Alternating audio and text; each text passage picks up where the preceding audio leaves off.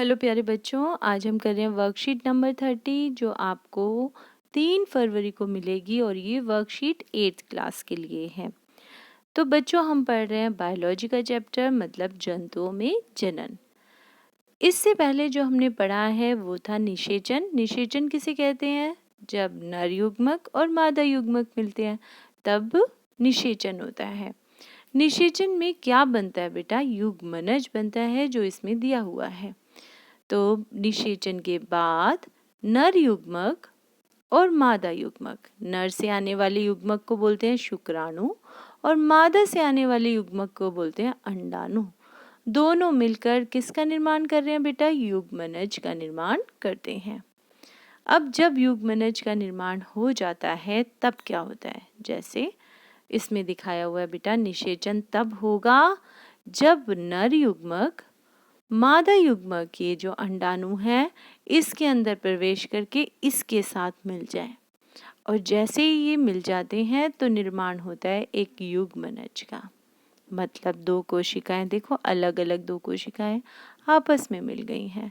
अब निर्माण इन्होंने किया युग्मनज का। उसके बाद ये जो युग्मनज होता है ये धीरे धीरे बढ़ता है और अपने जैसे बहुत सारे इकट्ठे आपको दिखाई दे रहे हैं बोल्स। ये युग्मनज ही विकसित होता गया और अब इसका नाम कहलाता है भ्रूण। अभी ये शिशु तैयार नहीं हुआ है, नहीं हुआ ना, अभी इसके कोई अंग अलग अलग दिखाई नहीं दे रहे। लेकिन भ्रूण जब बना, जब ये युग्मनज धीरे धीरे विकसित होता गया।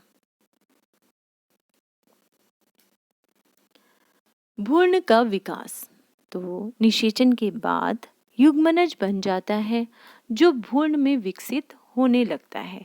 युग्मनज बार बार विभाजित होकर एक से दो, ये जो दो दिख रहे हैं इनमें विभाजन हो रहा है लगातार, कोशिकाओं के गोले में बदल जाता है जिसे भ्रूण कहते हैं। कोशिकाएं तब समूह बनाने लगती हैं जो शरीर के विभिन्न ऊतकों और फिर अंगों में विकसित हो जाते हैं। इस विकासशील संरचना को ही भ्रूण कहा जाता है। तो चित्र बना के बेटा बहुत अच्छे से आपको समझाया गया है। नंबर 4, ये हम सब भ्रूण के बारे में पढ़ रहे हैं। भ्रूण का विकास हुआ कैसे? भ्रूण जो है वो गर्भाशय की दीवार में रोपित होकर विकसित होता रहता है। ये भ्रूण था, अब ये कहाँ है बेटा? ये गर्भाशय में जा रहा है। मादा जनन अंग में हमने ये अंग पढ़े हैं कि कैसे अंडाणु ऊपर की तरफ बढ़ रहा है, जहां निषेचन के बाद ये धीरे धीरे विकसित हो रहा है। क्वेश्चन ये आता है बेटा, निषेचन कहाँ पर होता है? तो निषेचन अंडवाहिनियों में होता है। ये जो वाहिनियां हमें अलग से दिखाई दे रही है, ओवेरियन ट्यूब्स, इसके अंदर होता है। तो भ्रूण का विकास धीरे धीरे हुआ। यहाँ देखो अकेली सेल थी, उसके बाद इसका निषेचन हुआ। निषेचन से 2 से 4, 4 से 8 ऐसे बढ़ता गया।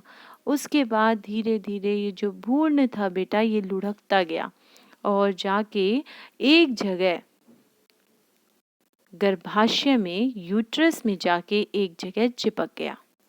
ठीक, ये यहाँ पर एम्बेडेड एम्ब्रियो लिखा हुआ है, मतलब यहाँ पर रुक गया है और जहाँ ये रुक गया वहीं पर अब ये विकास करने लगा। ठीक है, गर्भाशय की भित्ति में एक जगह ये रोपित हो गया, रुक गया और वहीं पर विकास हो रहा है। और धीरे धीरे जब विकास हो जाता है तो भ्रूण बदल गया, उससे उत्तक बने, क्योंकि कोशिकाएं हैं, कोशिकाओं से उत्तक का निर्माण हुआ और उत्तक से निर्माण होता है अंगों का, और सभी अंग मिलकर किसका निर्माण कर रहे हैं? जीव का, है ना। जब सारे अंग हमें अलग अलग दिखाई दे रहे हैं तो शिशु पूरी तरह से विकसित हो जाता है। गर्भाशय में भ्रूण का विकास होता रहता है। वह धीरे धीरे शरीर के अंगों जैसे हाथ, पैर, सिर, आँख, कान आदि का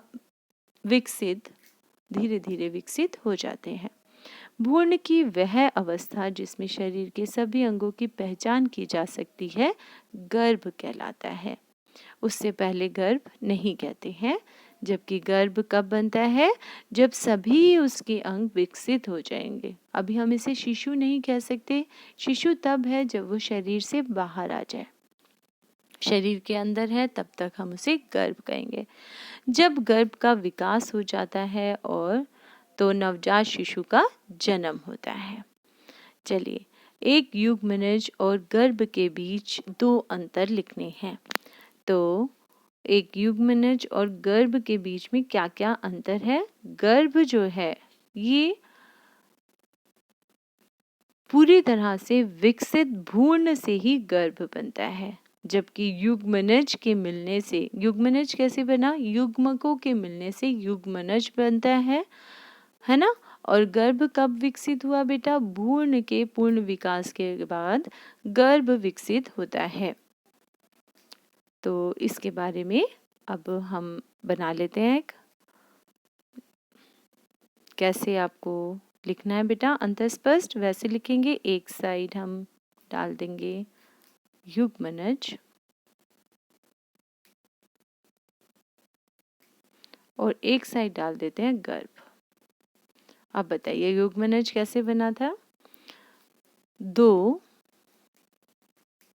युग्मकों के मिलने से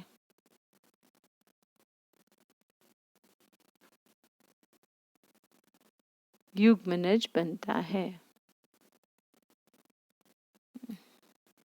मैं दोबारा लिख रही हूँ बेटा। युग्मकों के, नर युग्मक, उसी साइड लिखना बेटा, नर युग्मक, जगह नहीं थी इसीलिए आप ऐसे जहां आपने लाइन डाली है ना उस साइड लिखोगे। नर युग्मक और मादा युग्मक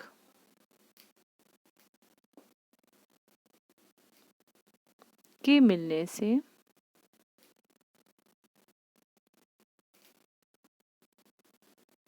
युग्मनज बनता है।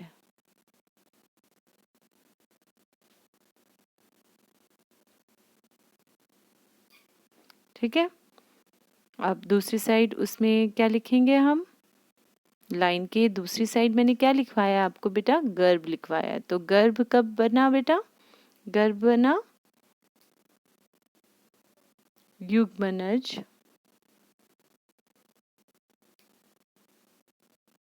के विभाजन से। बहुत लगातार विभाजन भी लिख के आ सकते थे। युग्मनज के विभाजन से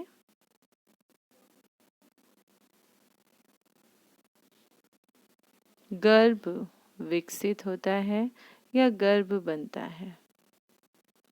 अच्छा, युग्मनज कहाँ पे हुआ था बेटा? अंडवाहिनी में निषेचन होता है। तो युग्मनज की साइड लिखना, युग्मकों का निषेचन वापस में कहाँ पे मिले थे बेटा? क्या निषेचन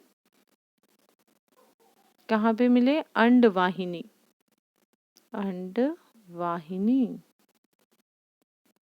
में होता है। में कर देना। और उसके अंदर क्या लिखोगे? गर्भ किस तरफ लिखोगे? गर्भ गर्भाशय में विकसित होता है।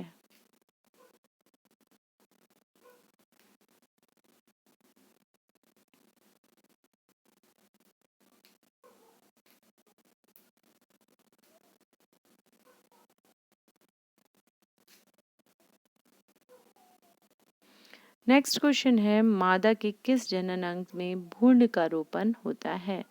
तो भ्रूण का रोपण कहाँ पर हुआ? अभी बताया था आपको, गर्भाशय में भ्रूण का रोपण होता है। तो यहाँ लिखोगे दूसरे का आंसर गर्भाशय। तीसरा देखिए, परिभाषित कीजिए भ्रूण को और गर्भ को। तो भ्रूण क्या है? यहाँ आया था आपका भ्रूण कहते हैं। और एक गर्भ का आया है, कोशिकाएं।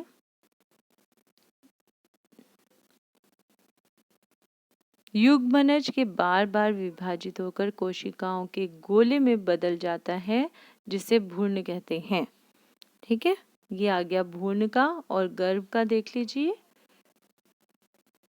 गर्भ कहलाता है भ्रूण की वह अवस्था जिसमें शरीर के सभी अंगों की पहचान की जा सके, उसे गर्भ कहते हैं। ये इसका आंसर है। नेक्स्ट है सही और गलत। चलिए इसे करेंगे। वह कोशिका जो मनुष्य में नए जीवन का प्रारंभ है, युग्मक कहलाती है। ठीक है। निषेचन के बाद अंडाणु एक पूर्ण एकल कोशिका में बदल जाता है। एक कोशिका में बदल जाता है। निषेचन के परिणाम स्वरूप एक युग्मनज बनता है।